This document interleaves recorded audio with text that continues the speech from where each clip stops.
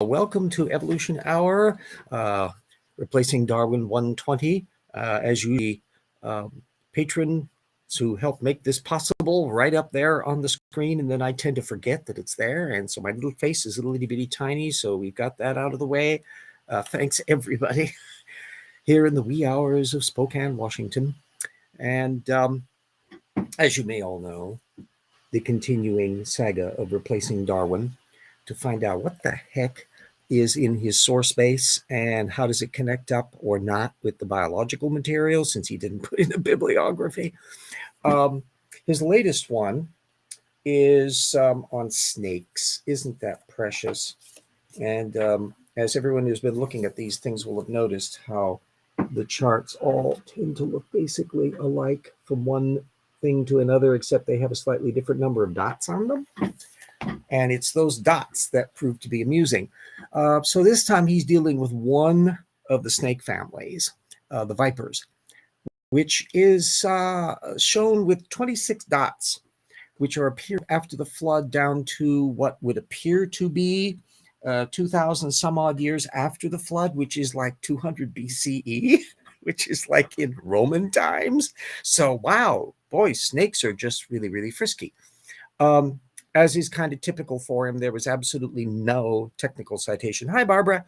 No technical citation at all bearing on snake phylogeny or genetics, which may have been kind of a wise policy because there's an awful lot of data on there. Snakes being kind of pesky. Hi, Greggy. Morning from Mizanzi. I have snakes regularly in the house. I do not envy you on that. No, we're kind of far north for snakes, although there might be some odd rattlers and stuff that exist out in the rural areas, in the rock crevices and all that kind of stuff. But it's not quite the situation that you get down south in the Colorado Plateau and all of that, where they're all over the place, or in tropical environments. But anyway, neither here nor there. So what the heck's going on with the vipers? Well, there are 37 genera in the family, with about 250 species extant of that, which means that his little 26 dots is, only about 10% of the available data field. So needless to say, wow, why did he pick the species that he did, since we'd have to find his original data set and connect up the little numbers to go with particular species to even find out which ones he was including and which ones he was leaving out? I will leave that to some future scholar to go through, because here's the mess that you get if you try to actually see his original data fields. Let me show you one of the pages on there. Let's see if I can find one in a hurry. Yeah, there we go. This may or may not refer to the specific one, but if you will notice, he's got all these cute little numbers up there. Boom, boom, boom, boom, like so. These are reference data fields that he's used from the NCBI database. And so you'd have to track down each one of those numbers to find out what species base or genetic base was referring to. Somebody who has way more patience than I do can go and try to deal with that to find out what's going on, and that would be something for future scholars to deal with. Me, all I can observe is, independent of which ones he decided to use, he's leaving 90% of them out. So the genetic data suggests that they originated, vipers originated around 50 million years ago, branching off of cousins. And then quite a bit later, there's been some more recent diversification over the last 30 million years, when all those wonderful little species came up. There will be a paper that I will be including on that from, unfortunately, I couldn't get a nesting of vipers available open access. But I was able to get this one open access, a much more recent paper, a recent review survey, which involves some of the same technical people.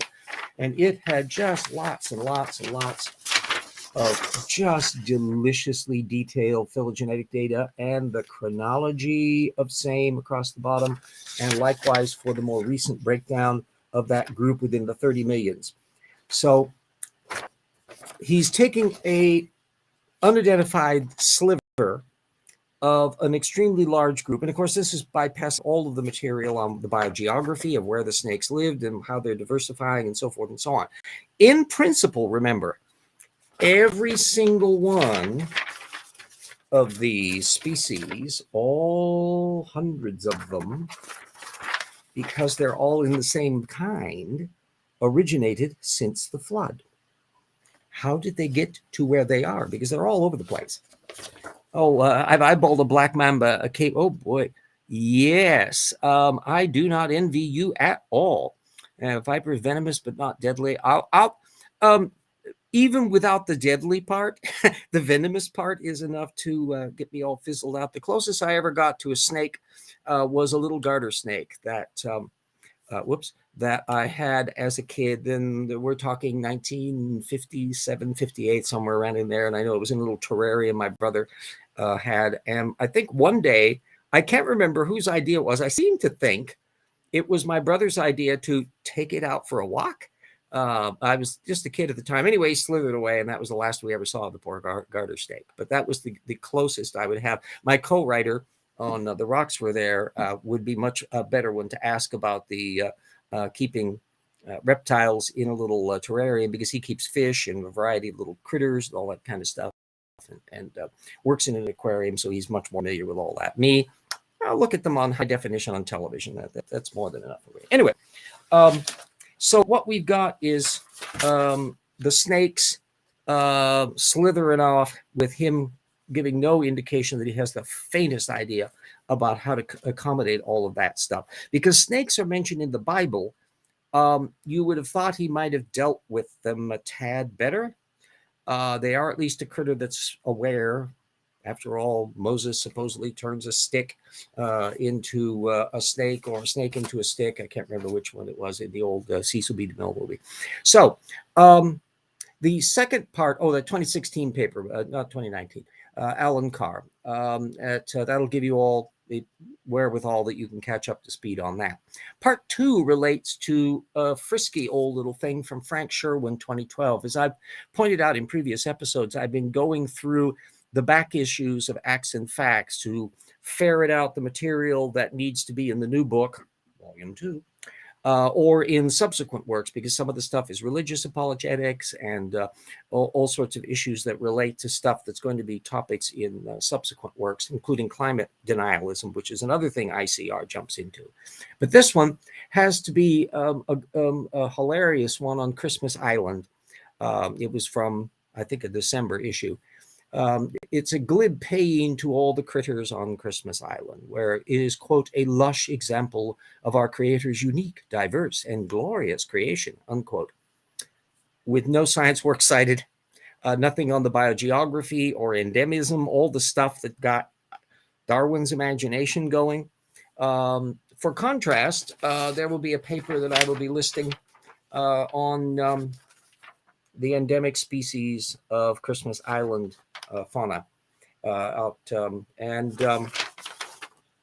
it's goes into the various species distribution and the evolutionary origins of the same and how they get around to all of that stuff. I'm confusing the Galapagos with Christmas Island. Darwin never got to the Christmas Island.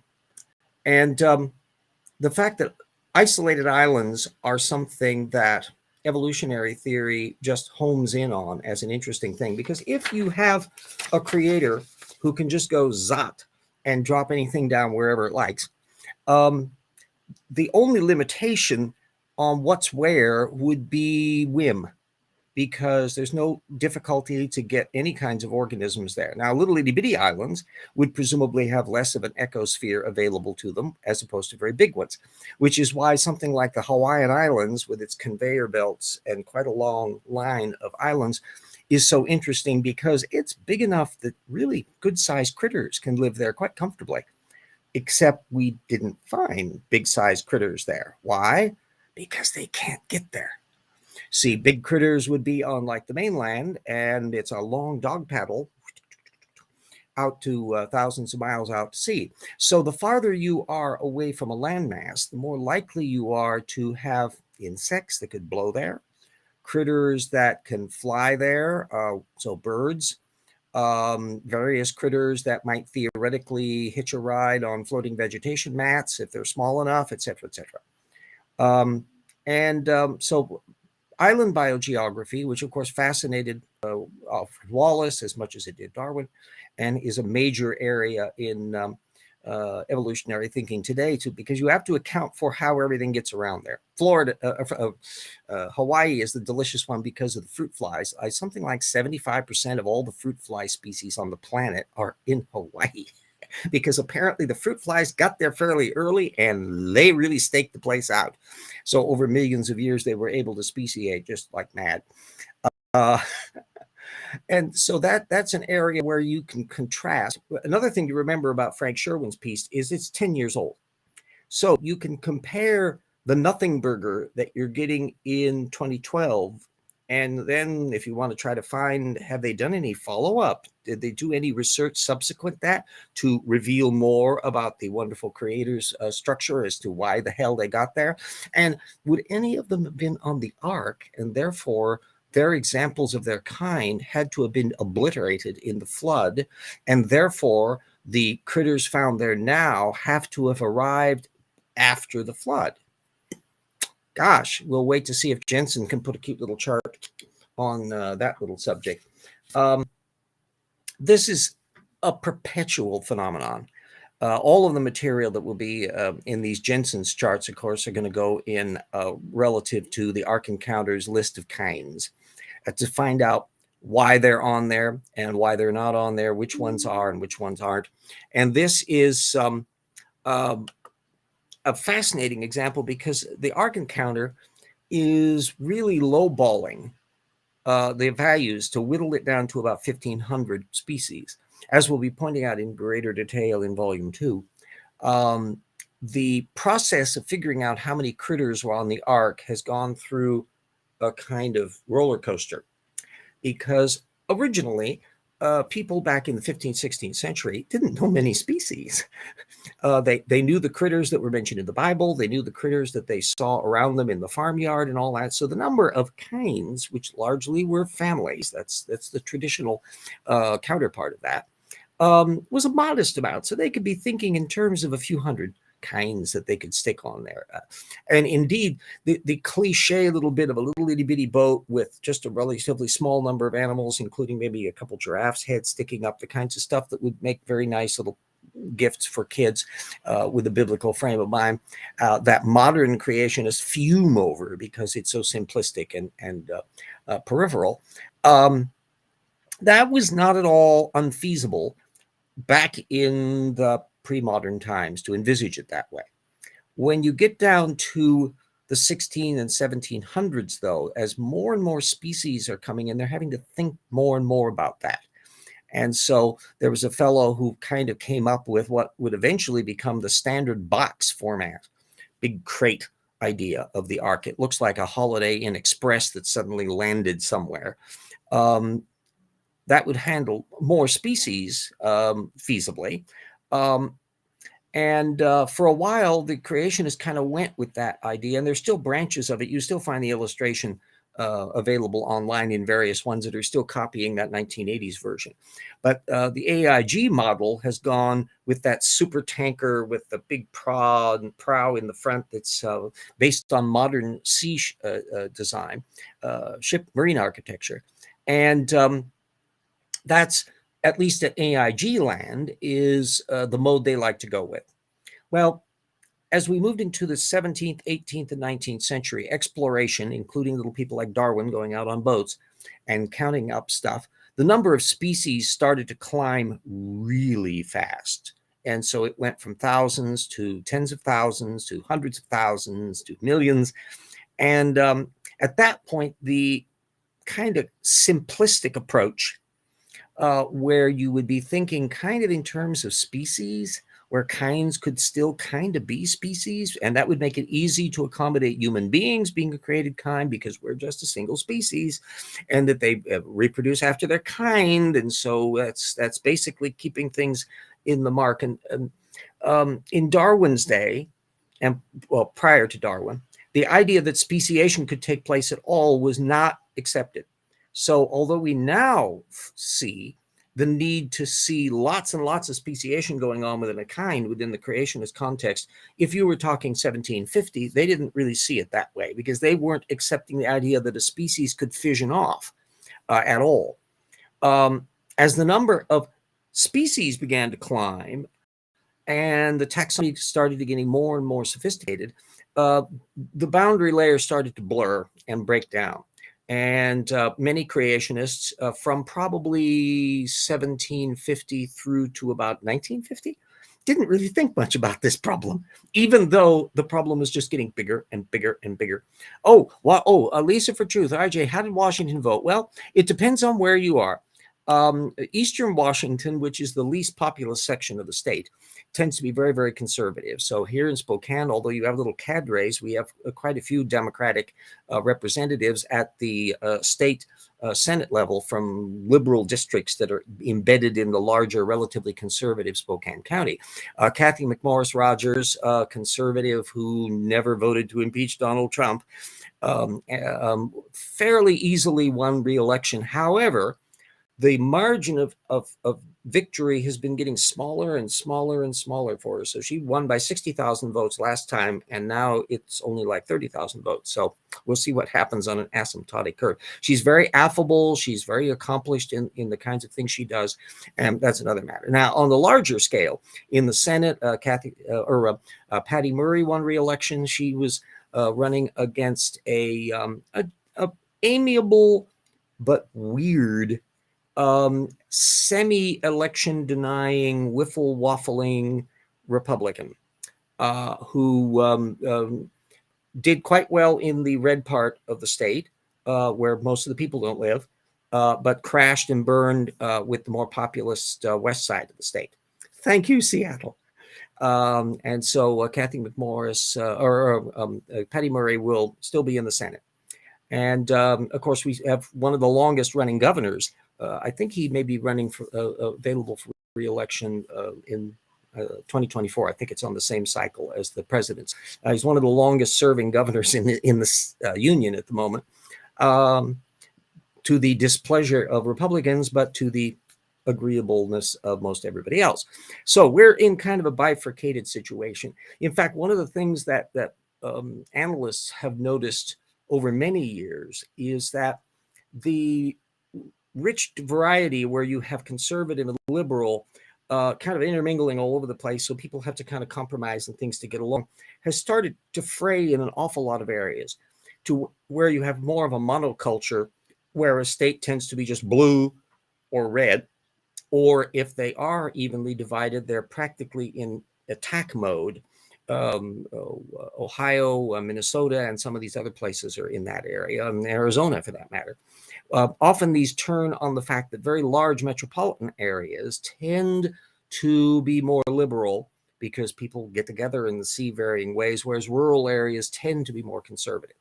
And so if you have a state that's almost entirely rural, like Wyoming, then you get a lot of extremely conservative people out there, which is why Liz Cheney went bye-bye in that state. So that's a little brief bit on the things. It looks at the moment like the Republicans will not take the Senate, and that's with or without Georgia. And they're still unclear. There's still some races flitting around that they haven't totaled up all the details yet. So it's not clear whether the Republicans will take the House or not. I wouldn't be shocked if they manage to do it, given the small number of seats that are still unclear. However, whether or not McCarthy is going to be able to win the speakership or not, there's an awful lot of people that don't like him in their own Republican camp. And so it'll be a real firefight one way or the other. But it doesn't look like they're going to have a very large majority, if so. And that means that with the Senate still Democratic and with Kamala Harris there to vote on ties and Biden able to veto anything, the major area where the Republicans are going to be a nuisance will be one holding scads of hearings. They'll probably certainly shut down the January 6th operation.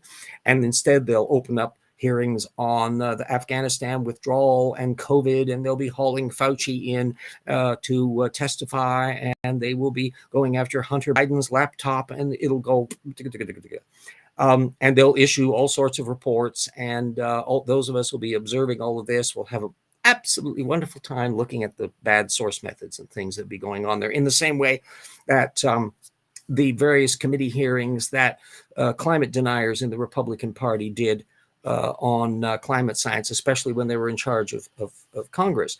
Worthless reports that they would be doing. I think David Barton, the pseudo historian, was actually called as a science witness back in 2007, to give you some idea of how those sorts of things go. So that kind of fills you in on those areas. The area where it'll be peskiest is a Republican majority would be able to theoretically hold certain things hostage during the budget process, to where they'll say, we're not going to vote for this budget unless you do this and this and this and repeal this and this and this. And that can get pretty snotty. But you have an awful lot of people who know really well how all the little system runs in there. And so we'll find out.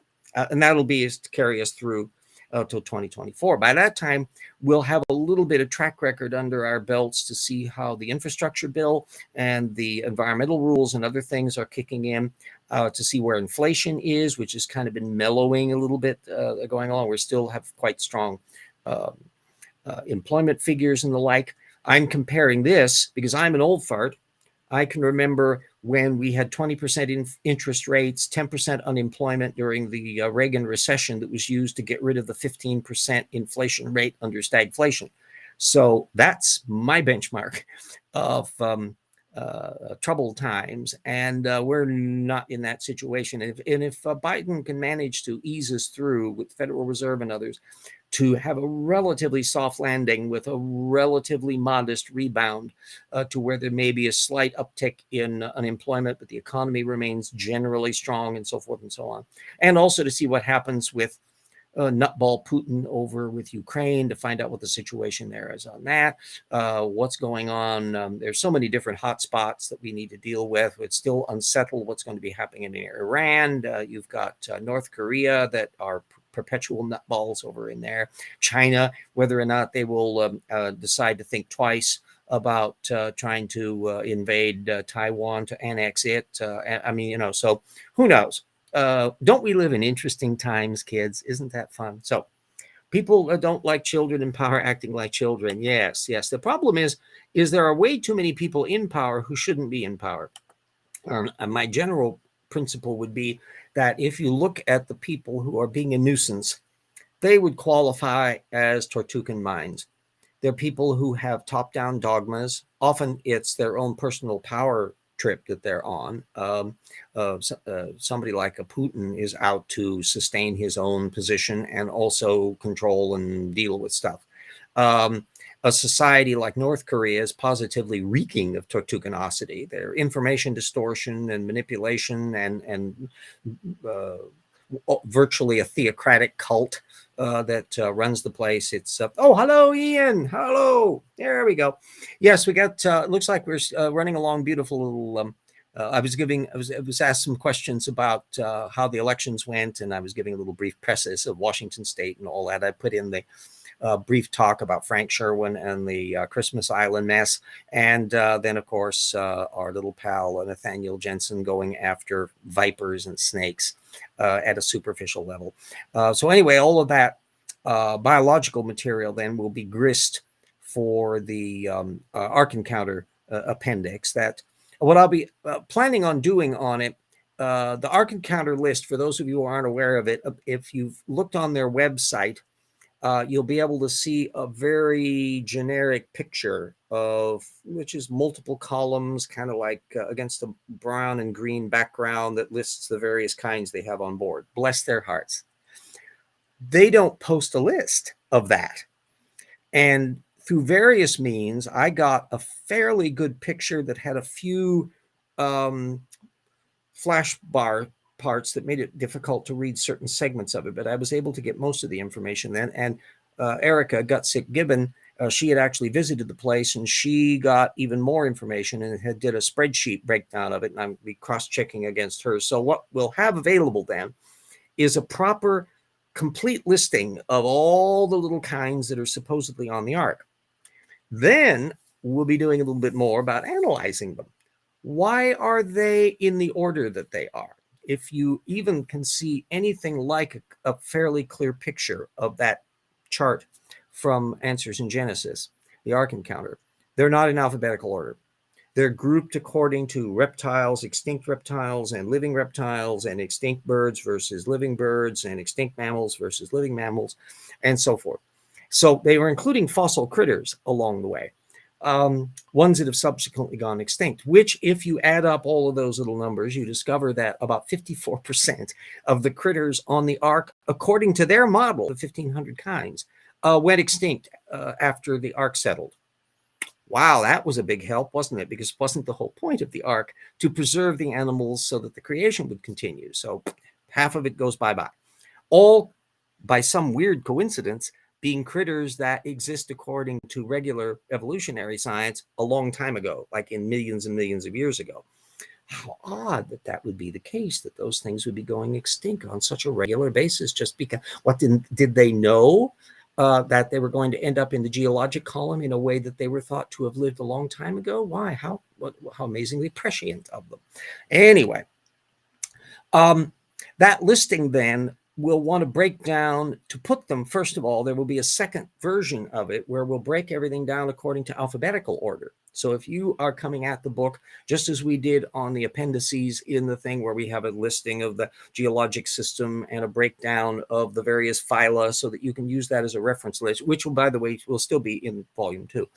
But these other things will allow people that want to start diving into the flapdoodle and go farther than we will have begun with the Ark Encounter list, will have a baseline that they can run off of, where we'll be able to see them in alphabetical order, and then also a breakdown of why they're in the order that they are at all. And no surprise, it's basically they're copying off of Wikipedia. That they're looking at conventional systematics and merely emulating that in the order they're presenting.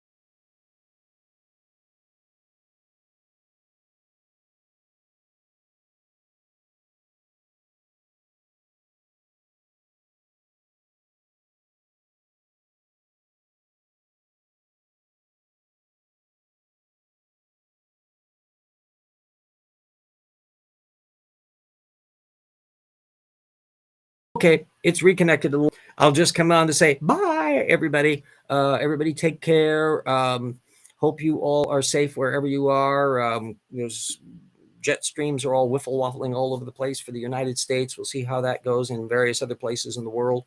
And hopefully we'll see you all next week. RJ has been carbonated, yes. Yes, and not for the first time, too. So anyway, don't accept any wooden penguins. Keep up the source methods. Read and be curious, because the world is really an interesting place, and there's so much yet to learn. I haven't learned anything near what all I want to learn. And and holidays, gift giving, books. You can give these to gifts for people, including the 2 Fogg novels, history, science, electric guns, flying machines, Captain Nemo. So much stuff to go on. So see you next week, kids.